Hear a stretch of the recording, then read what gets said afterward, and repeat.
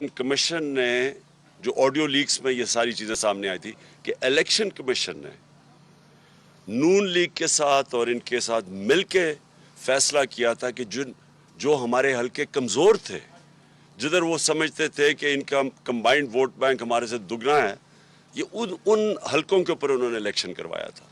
तो ये चुने थे, हालांकि हमने तो सारों ने रिज़ाइन किया हुआ है, तो असूलन तो सबको सारे हल्कों में इलेक्शन होना चाहिए था, लेकिन उन्होंने प्लान करके उन हल्कों पे करवाया जिन पे ये समझते थे कि हम सबसे कमज़ोर हैं, और फिर इन्होंने मिल के इलेक्शन लड़ा।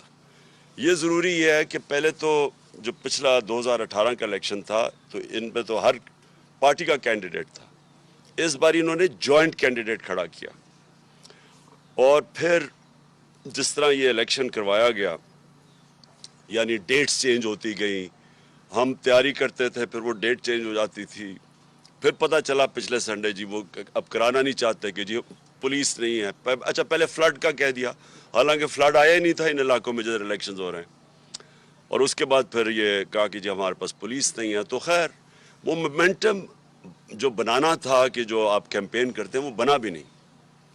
उसके बावजूद मैं इसलिए अपनी कौम का, अपने वोटर्स का, अपने सपोर्टर्स का, मैं उन सब का शुक्रिया अदा करता हूँ कि जिस तरह उन्होंने इस बाई इलेक्शंस के अंदर हिस्सा लिया और इनके कंबाइंड कैंडिडेट्स को शिकस्त दी।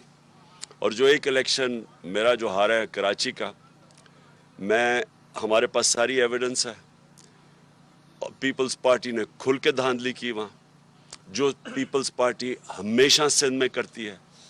मैं ये भी बता दूं कि सिंध का जो इलेक्शन कमिश्नर है वो सिंध गवर्नमेंट के पेरोल पे था।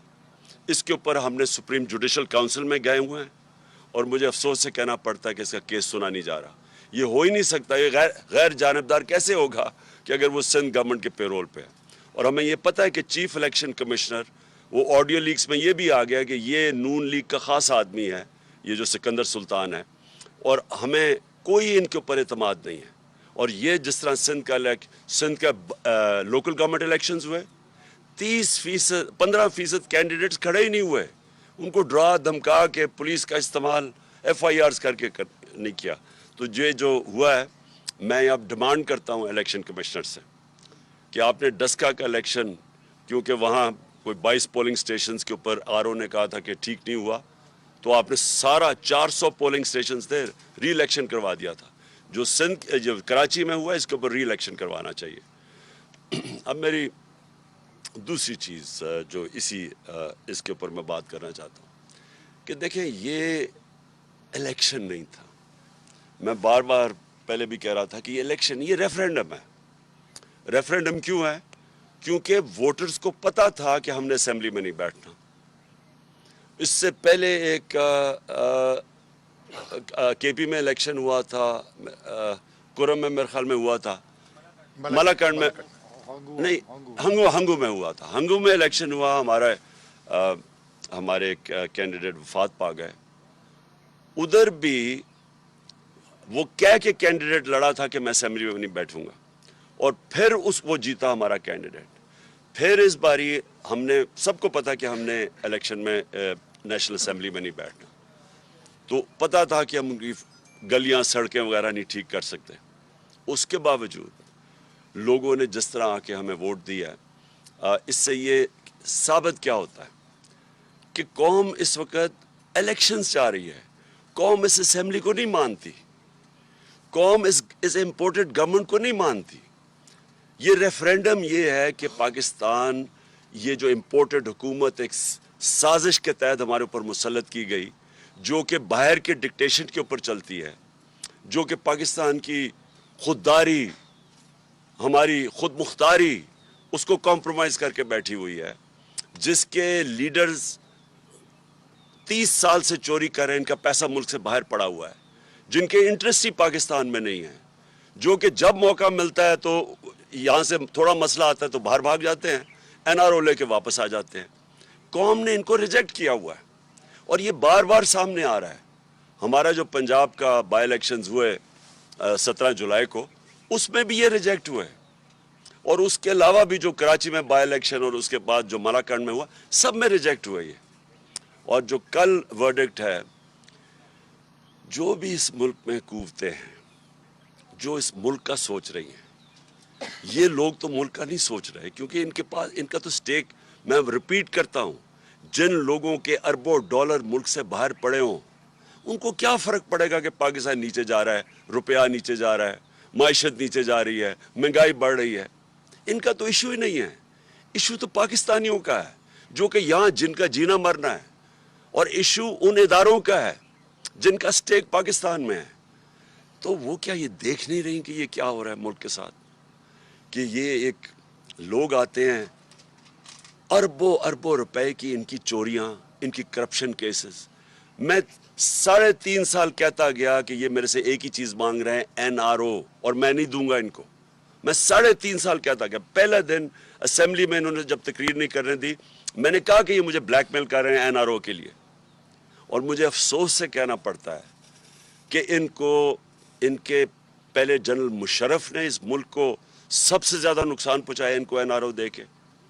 10 سال میں پاکستان، یا ان کے جو 10 سال تھے، 4 گنا زیادہ پاکستان کا قرضہ بڑھا، ملک کو بینکرپٹ چھوڑ کے چلے گئے اور باہر بھاگ گئے، اور پھر جب ملک اٹھ رہا تھا پھر ان کو اوپر مسلط کر دیے گئے اور پھر NRO دلوایا ان کو۔ اور ساری قوم تماشا دیکھ رہی ہے کہ یہ یہاں صرف چھوٹا چور پکڑا جاتا ہے، یہ بڑے بڑے ڈاکوؤں کے لیے کوئی اور قانون ہے، ان کو کوئی ہمارا انصاف کا نظام نہیں پکڑ سکتا، یہ جب مشکل پڑے گی باہر بھاگ جائیں گے۔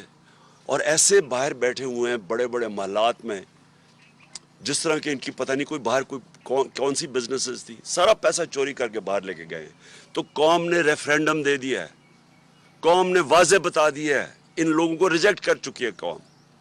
تو لہٰذا میں یہ آج سارے پاکستان کے اداروں کو کہنا چاہتا ہوں کہ جتنی دیر آپ ان کو بیٹھنے دیں گے، جتنی دیر یہ ہمارے اوپر مسلط رہیں گے، ہمارا ملک نیچے جا رہا ہے۔ ہمیں کہا جی عمران خان نے آئسولیٹ کر دیا پاکستان کو، عمران خان کی فورن پالیسی اتنی بری تھی کہ اب ہم آئسولیٹ ہو گئے ہیں۔ میں جب امریکہ گیا تھا، جس طرح ڈونلڈ ٹرمپ نے ہمارا استقبال کیا، جس طرح مجھے اس نے رسپیکٹ دی اور میری ڈیلیگیشن کی، سب سے پوچھ لیں، جنرل باجوہ گئے تھے تب، ان سے پوچھیں، کسی سے پوچھیں کہ کبھی کسی پاکستان کے پرائم منسٹر کو اس طرح کی عزت دی ہے۔ اور جب ٹرمپ نے اس سے، میرے جانے سے پہلے جب اس نے پاکستان کی تنقید کی کہ جی اس افغانستان میں ہمارا ڈبل رول تھا، میری ٹویٹ ابھی بھی پڑھ لیں کہ میں نے اس کو کیا جواب دیا۔ تو اس کو پتا تھا، یعنی اس کو سخت جواب بھی دیا، اس کے باوجود وہ عزت ان کے لوگوں کی کرتے ہیں جو اپنے ملک کی مفادات کی حفاظت کرتے ہیں، نیشنلسٹ ہوتے ہیں، جو اپنی ذات کے لیے نہیں۔ یہ تو ان کو سب کو پتہ ہے کہ ان کے پیسے باہر چوری کے پڑے ہوئے ہیں، تو ان کی تو کوئی عزت ہی نہیں کرتا۔ اور جو بائیڈن کے ریمارکس ہیں، مجھے یہ بتائیں کہ انہوں نے پتہ نہیں کروڑوں روپیہ ہمارا ڈالرز میں خرچ کیا، جا کے بڑے بڑے ہوٹلوں میں ٹھہر کے، وہاں جا کے ٹی وی شو کے اوپر منتیں کر رہا ہے شہباز شریف جی ہمیں پیسے دے دو، ہمیں ضرورت ہے، ہم پیسے اپنے قرضے نہیں واپس کر سکتے۔ بلاول بھٹو چاروں طرف پھر رہا ہے، وہ کبھی پاکستان کبھی آتا نہیں، سندھ کا برا حال ہے، وہ ساری دنیا کے چکر لگا رہا ہے۔ تو کیا فائدہ ہوا اس ڈپلومیسی کا کہ جب اس نے پہلے تو ہمیں، یعنی جو ملک ان کو مخالف سمجھتے ہیں، چائنا اور رشیا، اس کے ساتھ پاکستان کو بریکٹ کر دیا۔ کدھر گئی آپ کی ڈپلومیسی؟ اور پھر جو خطرناک بات اس نے کی ہے، اس نے یہ کہا کہ پاکستان دنیا کی خطرناک جگہ ہے، اور اس کے ساتھ نیوکلیر پروگرام کی بات کر دی۔ اب یہ ایک پرانا پاکستان کے خلاف پروپیگنڈا چل رہا ہے۔ یہ 1980 کی دہائی میں یہ اسلامک بوم کا پروپیگنڈا چلتا تھا مغربی اخباروں میں۔ مجھے یاد ہے کہ یہ پوری ایک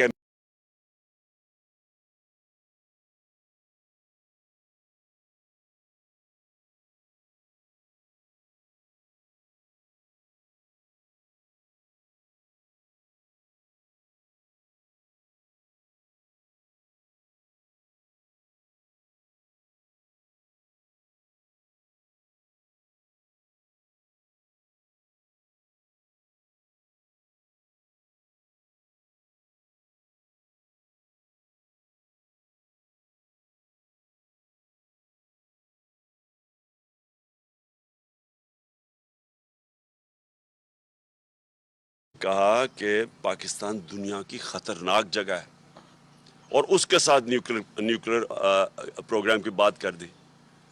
اب یہ ایک پرانا پاکستان کے خلاف پروپیگنڈا چل رہا ہے. یہ 1980 کی دہائی میں یہ اسلامک بوم کا پروپیگنڈا چلتا تھا مغربی اخباروں میں.